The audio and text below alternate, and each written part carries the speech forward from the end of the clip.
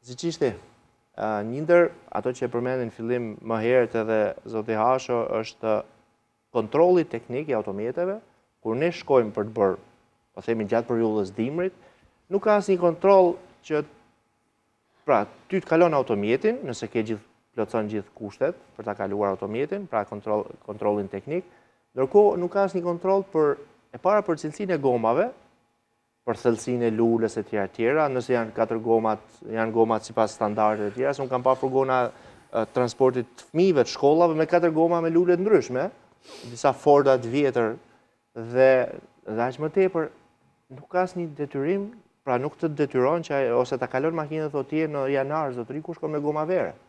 Pra të ta ngeli që aty makinën. A duhen bërë disa ndërhyrje, ndryshime, të shihen situatat pak më ndryshe? Legjislacioni jonë, një kodit rrugore përcakton fare mirë dhe fare qartë sepse si duhet kontrollohen gomat dhe sa do të jetë, sa milimetra do të jetë lulja e gomave. Edhe te kontrolli teknik, manuali kontrolli teknik në dijenin time, e ka një manual se sa do të jetë ky lule dhe si duhet kontrollohen.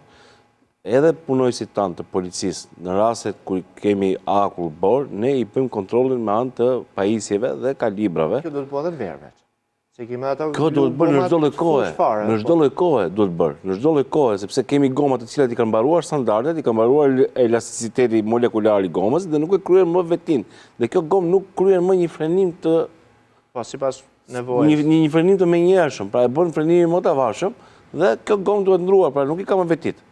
Dhe gjithmonë bëhet kontroll i tyre. Ne i porosisim gjithmonë punojësit tanë, të cilët dalin në patrullim, që përveç gomave, ne të kontrollojmë edhe pjesën e stopave mbrapa të makinave, dritat, fenerët. Pra, atë ta kontrollon edhe te kontrolli teknik. Sepse është një permis për aksident, pra nëse jo, është një permis për aksident, nëse nuk punon poçat e frenave dhe drejtuesi i mjetit shkel frenat, ai mbrapa nuk e merr vesh. E fillon të godet. Se nuk e merr vesh e para.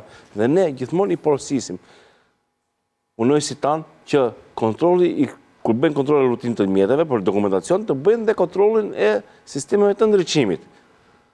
Po te ka detyrim ajo protokoll. Edhe për një llambi kthejnë e i bëjnë.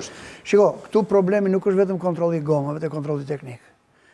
Juve merreni me sigurinë e konsumatorit.